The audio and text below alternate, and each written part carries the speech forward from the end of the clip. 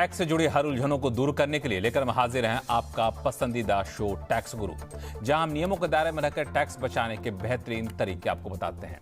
नमस्कार, मैं हूं लक्ष्मण राव और हमारे साथ इस बार होंगे जाने माने टैक्स एक्सपर्ट मुकेश पटेल साहब, जो इस वक्त हमारे साथ जुड़ चुके हैं अहमदाबाद से। मुकेश जी, आपका स्वागत है हमारे शो में। और हम और आप मिलकर के इस बार फिर से टैक्स एक्सपर्ट्स को कई सारे गुण बताने वाले हैं जो शायद उनको पता भी कई बार नहीं होता, कई बार अनजाने में गलतियां कर बैठते हैं। तो दर्शकों को बोल दूं कि अगले आधे घंटे तक कहीं नहीं जाना है। क्यों?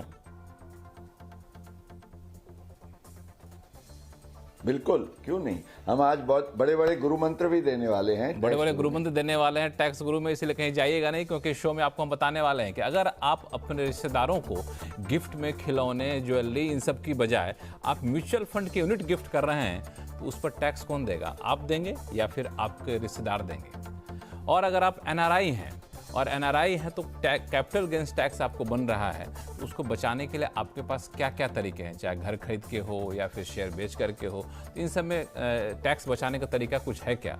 और एक और तीसरी चीज़ कि बहुत सारे लोग अभी भी आरडी में काफ़ी ज़्यादा पैसा निवेश करते हैं, चूँकि कम पैसा आता है, रेकरिंग डिपॉजिट करते रहते हैं। उसकी जब मैच्योरिटी हो जाएगी, उसकी रकम पर कौन टैक्स चुकाएगा? चाहे उस पर जो ब्याज मिलेगा, रिटर्न मिलेगा, उस पर कौन टैक्स चुकाएगा? ये सारी बातें आपको बताएंगे। लेकिन सबसे बड़ी बात वो मैं करूं आपको शुरुआत, वो है रिश्तेदारों को गिफ्ट देने को लेकर के।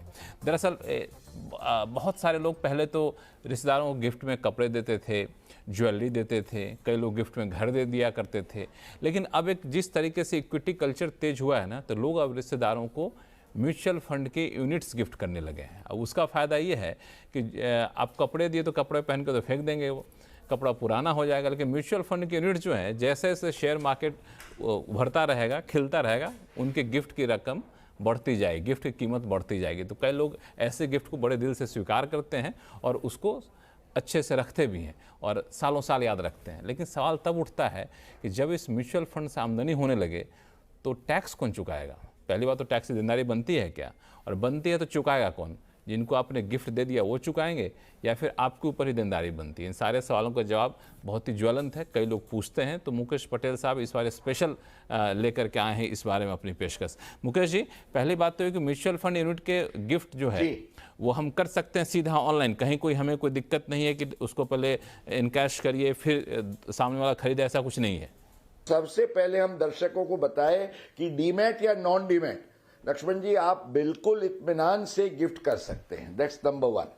हाँ, अब मान ले गिफ्ट कर दिए, ठीक है, हमने गिफ्ट किया, आज की तारीख में उसका इन्वेस्टमेंट वैल्यू मान लिया जाए 10 लाख रुपए है, लेकिन उसका अभी मार्केट वैल्यू 14 लाख रुपए है। हमने गिफ्ट कर दिया, अब सामने वाले को जब दे रहे हैं तो मान लिया जाए 14 लाख रुपए का मार्केट वैल्यू है। अब 5 साल बाद पता चला या कुछ समय अवधि के बाद पता चला 25 लाख रुपए हो गए, तो वो जो पैसा बढ़ा उस पर टैक्स कौन देगा? जी देखिए, आपको नहीं देना है क्योंकि आपने ये गिफ्ट कर दिया।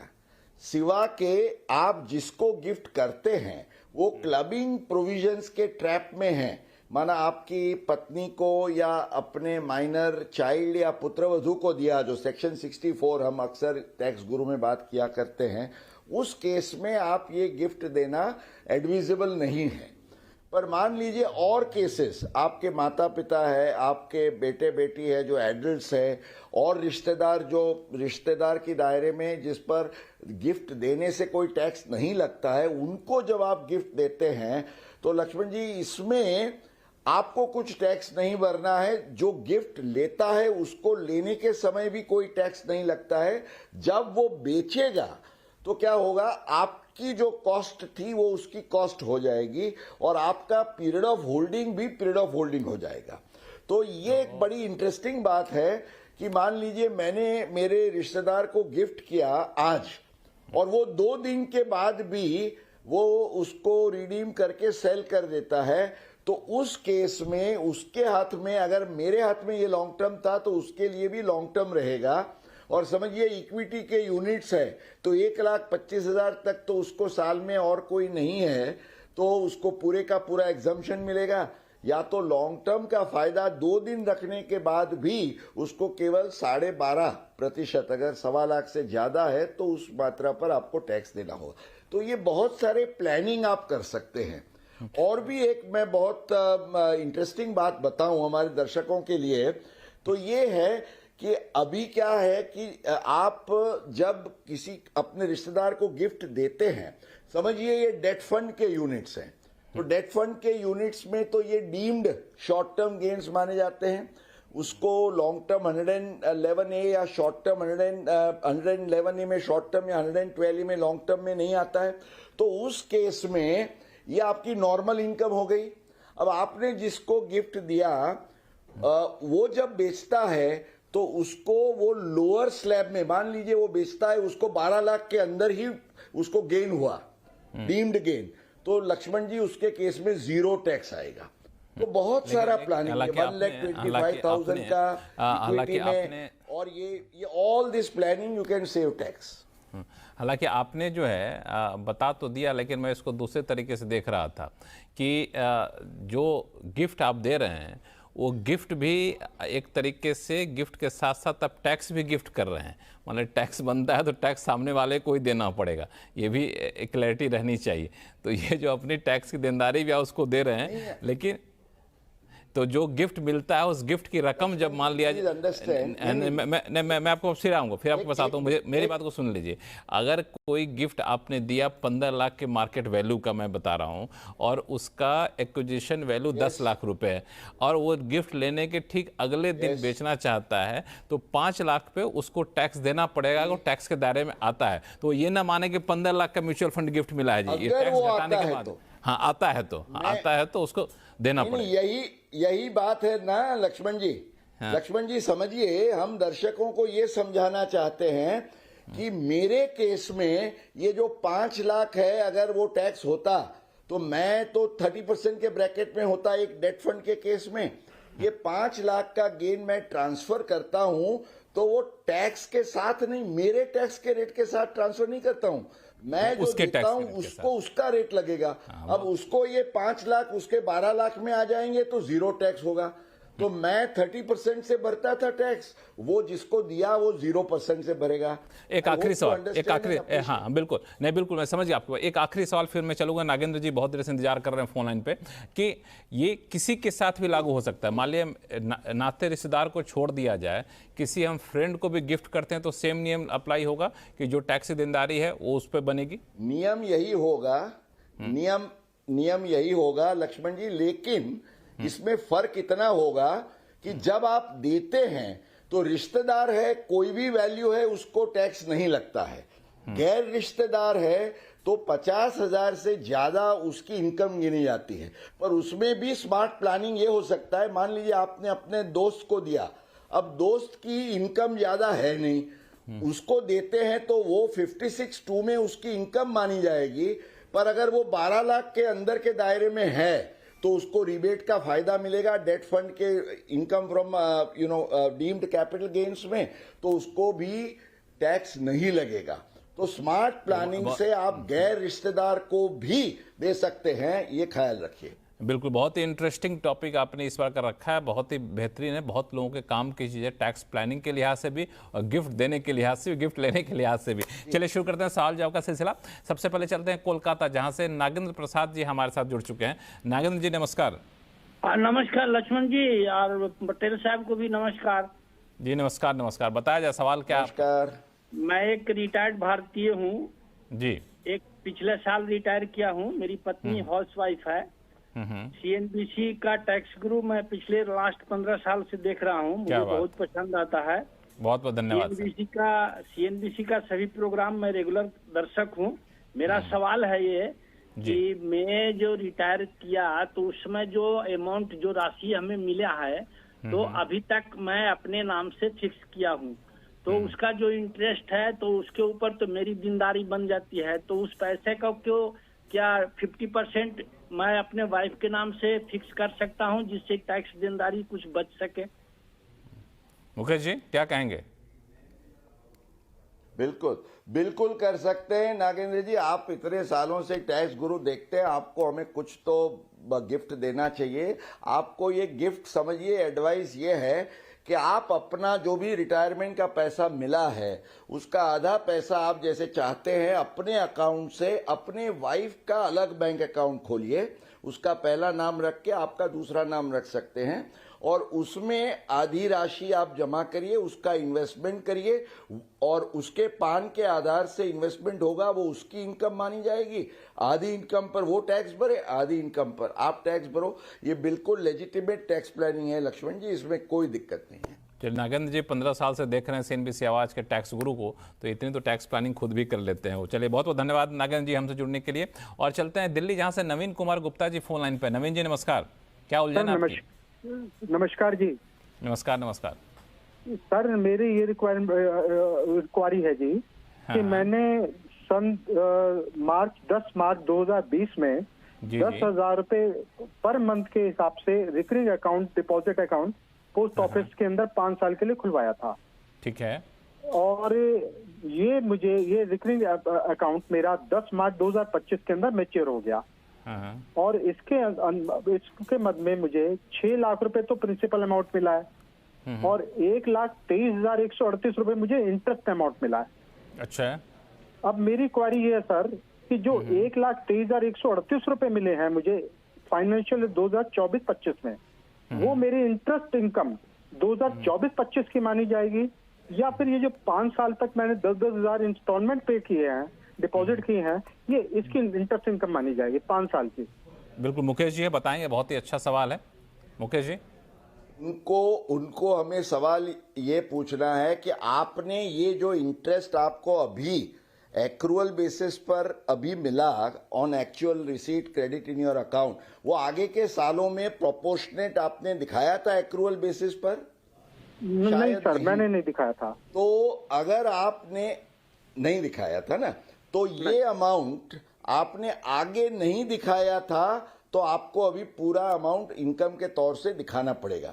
पर लक्ष्मण जी इससे एक बहुत इंपॉर्टेंट मैसेज, मैंने जैसे कहा एक बड़ा गुरु मंत्र हमारे टैक्स पेयर्स के लिए ये है कि आप जैसे निवेश करते हो NSC में, KVP में, रिकरिंग डिपॉजिट्स में, जहां 5 साल 7 साल 8 साल के लिए आपको इंटरेस्ट मिलता है, तो don't wait to show the income in the last year, नहीं तो आप ऊंचे स्लैब में आ जाएंगे, टैक्स आपको एक साथ ज्यादा देना पड़ेगा। उसको एक्रूअल बेसिस पर आप हर साल दिखाते रहिए, क्योंकि section 145 of the income tax act says choice of accounting method is yours. तो आप तय कर सकते हैं कि भले, और सबके टेबल्स होते हैं, तो उसके हिसाब से लक्ष्मण जी मेरी सुझाव और राय सबके लिए यह है, हर साल आप इनकम दिखाते रहिए तो वो स्मॉल इज ब्यूटीफुल रहेगा, ताकि एंड में आपको एक साथ ओवरलोड ना हो जाए टैक्स का। चलिए देखते हैं टैक्स गुरु, और आपके सवालों का जवाब देने के लिए हमारे साथ हैं जाने माने टैक्स एक्सपर्ट मुकेश पटेल साहब, जो कि अहमदाबाद से जुड़े हैं। मुकेश जी, लोगों के सवाल हैं, लेकिन एक सवाल जो हर शो में आता है, तो जब शो में आता है तो मैं सोचा था कि आपसे डिटेल में पूछूंगा, चूंकि आप इस टैक्स के इस वाले पहलू के बड़े एक्सपर्ट हैं, वो है NRI को लेकर के। दरअसल NRI के पास हमेशा ये उठता है कि भाई हम तो NRI हैं, लेकिन हमारे साथ भेदभाव क्यों किया जाता है टैक्स को लेकर के। तो पहली बात को कि क्या वाकई रेजिडेंट और NRI में कोई टैक्स का भेदभाव है क्या? और भेदभाव इसलिए लोग कहते हैं क्योंकि कैपिटल गेंस का जो है मुद्दा बड़ा पेचीदा होता है उनके लिए। लक्ष्मण जी, अगर मैं संक्षिप्त में समझाऊं तो मैं कहूंगा भेदभाव है। आपको आश्चर्य होगा, टैक्स के रेट्स में कोई भेदभाव नहीं है, क्योंकि रेट तो समझिए आपका लॉन्ग टर्म का 12.5 और शॉर्ट टर्म के लिए जो इक्विटी में है तो 20%, इसमें कोई भेदभाव नहीं है। भेदभाव कहाँ है कि समझिए एक NRI है जिसका यहाँ कुछ शेयर्स या यूनिट्स में निवेश किया था, उसका समझिए शॉर्ट टर्म या लॉन्ग टर्म का गेन होता है, तो वो जो गेन होता है 111 या 112 में जो टैक्स होना चाहिए, तो वहाँ नियम ये है रेसिडेंट के लिए कि माने आपकी अदर इनकम नहीं है, तो आपकी जो 4 लाख की एग्जम्पशन लिमिट है नए रेजिम में, उसमें आप ये कैपिटल गेन के अमाउंट को समावेश करके उसकी छूट ले सकते हैं। पर ये नियम छूट लेने का केवल रेजिडेंट के लिए है, नॉन रेजिडेंट के लिए नहीं है। एक सिंपल एग्जांपल बताऊं मैं लक्ष्मण जी, तो समझिए एक रेसिडेंट के केस में उसको 4 लाख का उसको शॉर्ट टर्म गेन हुआ इक्विटी का, और एक नॉन रेजिडेंट को 4 लाख का गेन हुआ। दोनों की कोई अदर इनकम नहीं है। रेजिडेंट के केस में 4 लाख एग्जम्पशन लिमिट के दायरे में आते हुए टैक्स रहेगा 0। नॉन रेजिडेंट के केस में उसको 1 रुपये की भी छूट कैपिटल गेन के लिए नहीं दी जाती, इसलिए वो 4 लाख पर उसको 20% के हिसाब से 80,000 रुपये का टैक्स भरना पड़ेगा। कोई तरीका बचाने, ये एक मेरे ख्याल से बड़ा एक टेंशन है। कोई तरीका है बचाने का एनआरआई के लिए? जो एनआरआई दर्शक हमारे देखते हैं उनको तो कुछ बता दीजिए, टिप्स है। हम टैक्स गुरु किसके लिए बैठे हैं? कानूनी हम सुझाव दे सकते हैं। वो जो एनआरआई है ना, वो उसको ये 4 लाख का गेन, जैसे हम आगे बात कर रहे थे, अपने माता पिता या भाई बहन को जो यहाँ रेसिडेंट है, रिश्तेदार उसको गिफ्ट कर दें, और फिर वो रिश्तेदार उसको बेचे और उसको जो फायदा मिलेगा उसको मिलेगा, और अल्टीमेटली ये रहेगा पूरा फायदा फैमिली में, और that amount can be later on gifted और passed on to the NRI. अच्छा, तो मतलब ये है कानूनन कि एक मिनट, बड़ा इंटरेस्टिंग चीज बताएं कि एनआरआई को के ऊपर कोई कैपिटल गेंस बनता है तो वो क्या करे कि कैपिटल गेंस के बजाय अच्छा है कि उसको ट्रांसफर कर दे इंडिया के जो उनके रिश्तेदार हैं उनके नाम पे, और रिश्तेदार के ऊपर या तो कैपिटल अगर बनेगा, ये एग्जम्पशन लिमिट में है तो, एग्जम्पशन लिमिट में है, एग्जम्पन लिमिट के अंदर, बाकी तो सवाल नहीं है। हाँ, रिश्तेदार के पास चलेगा, रिश्तेदार के पास चला गया तो बेचारा अपना इनकैश कर लिया और फिर वापस जो है एनआरआई को गिफ्ट कर दे। ये तरीका तो सुनने में बड़ा हमको अच्छा लग रहा है टैक्स बचाने के लिहाज से, लेकिन एक कानूनी रूप से सही है ना? ये आपने चेक कर लिया है ना? बिल्कुल, उसमें क्या है? I can give a gift to my resident relative और उसको बाद में 1-2 साल में मुझे वापस देना है तो खुशी से दे सकते, वो भी गिफ्ट है। लेकिन मेरा इंटेंशन जो गिफ्ट देने का, पर कोई टैक्स नहीं लगता। मेरा इंटेंशन जो है वो टैक्स बचाना है। But what ever it is given for natural love and affection. एक हमारे आयकर कानून में गार का नियम कहते हैं, जनरल एंटी अवॉइडेंस के रेगुलेशंस, पर वो जब आप करोड़ों रुपए का टैक्स अवॉइडेंस होता है उस केस में लगता है। ये छोटे मोटे केसेस में गार नहीं लगता। आफ्टर ऑल रिश्तेदार के दायरे में है, इट इज नो टैक्स। हालांकि मैं सोच रहा था अभी आप जो जवाब दे रहे थे मुकेश पटेल साहब कि इनकम टैक्स वाले सुन रहे होंगे ना आपके शो, हमारे आपके शो को, तो सोच रहे होंगे अगर मुकेश पटेल जी ना होते तो शायद इनकम टैक्स कलेक्शन ज़्यादा होता। मुझे ये टैक्स बचवा देते हैं लोगों के बहुत सारे, तो ये भी जो है एक अच्छा, लेकिन अच्छा हमारी कोशिश है कि आपको ये कहना है हाँ कि कानून के दायरे में रह करके हम टैक्स बचाने के क्या क्या तरीके हैं ये आपको हम बता रहे हैं। टैक्स प्लानिंग इसी को कहते हैं। बहुत अच्छा आपने बताया, ये भी बहुत ही यूनिक टिप्स है टैक्स बचाने के लिए। चलते हैं नई दिल्ली, जहां से बीके बंसल साहब हमारे साथ फोन लाइन पे है। बंसल साहब नमस्कार। सर माय क्वेश्चन है कि मेरा जो लॉन्ग टर्म कैपिटल गेन है वो 80,000 है, जो कि एग्जम्पशन लिमिट से कम है। तो मुझे जब मैं कैरी फॉरवर्ड करते हैं हमारे पिछले लॉस जो है, मेरे लॉन्ग टर्म कैपिटल लॉस हुआ पिछले सालों में 1,70,000 का है या 2 लाख मान लीजिए, तो क्या मुझे तो जो BSL शेड्यूल है उसमें मैं क्या ये 0 दिखा सकता हूँ, क्योंकि ये तो एग्जम्प्टेड है। पटेल साहब। लक्ष्मण जी, सबसे पहले तो हम हमारे दर्शकों को कॉम्प्लीमेंट्स इसलिए दूंगा कि बिल्कुल बखूबी से इतने स्मार्ट क्वेश्चंस वो लेके आते हैं।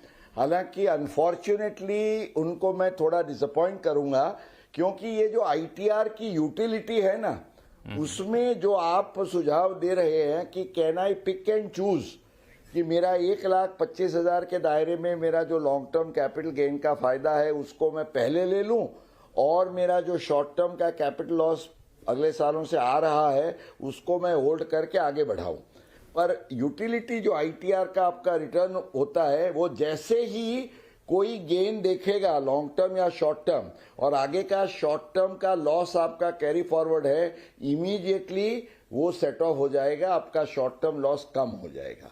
हालांकि जो आप कह रहे हैं इट्स अ वेरी रोजी प्रपोजल, बट प्रैक्टिकल कॉन्टेक्स्ट में ये मुनासिब पॉसिबल नहीं है। लक्ष्मण जी, बंसल साहब, कोई कंफ्यूजन है? हाँ साहब, मैं यही कह रहा था क्योंकि वो तो एग्जाम के कि उसको तो मुझे जो है BSL शेड्यूल में मैं जो है शटअप करने की मुझे कोई जरूरत भी नहीं है। यही सब तो ये भी लक्ष्मण जी वित्त मंत्री को, आप तो नॉर्थ ब्लॉक में जाते रहते हैं अक्सर, वित्त मंत्री के पास इनका प्रस्ताव लेके जाइएगा कि मेरा 1,25,000 बरकरार रखिए और बाकी का ही आप मेरा कम सेट ऑफ करिए ताकि मैं उसको कैरी फॉरवर्ड कर सकूं। कानून में बदलाव होगा तो ये पॉसिबल है, तब तक पॉसिबल नहीं है। वित्त मंत्री साहिबा या फिर उनके ऑफिस वाले कहेंगे कि एक तो आप टैक्स बचाने के तरीके बताते रहते हैं लोगों को, ऊपर से कहते नियम भी ढील दीजिए ताकि और टैक्स बचा सके, ताकि हमारा टैक्स कलेक्शन ही जो है वो आफत में पड़ जाए। लेकिन ठीक है, अच्छा सुझाव है, आम जनता के लिए राहत देने वाले सुझाव हैं, इन सुझावों पर गौर करना चाहिए। बंसल साहब, धन्यवाद हमारे शो में जुड़ने के लिए। कोई कन्फ्यूजन हो फिर से वापस से जुड़िएगा। हाँ, कुछ कहना चाह रहे थे? सर को भी, दोनों को थैंक यू सर, बहुत बहुत धन्यवाद, बहुत बहुत धन्यवाद।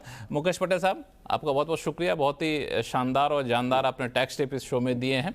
और दर्शकों से यही कहूँगा कि आपके पास कोई भी सवाल हो, चाहे इनकम टैक्स से जुड़ा हुआ हो या फिर GST से, तो आप हमें लिख भेजिए tax@moneycontrol.com पे। जब अपना सवाल भेजते हैं तो अपना नाम और मोबाइल नंबर लिखना ना भूलें, ताकि ऐसे ही आपको सीधे अपने टैक्स गुरु से रूबरू करा सकूँ, आपके हर सवालों का जवाब आपको सटीक तरीके से मिल सके। देखते रहिए CNBC आवाज़। नमस्कार।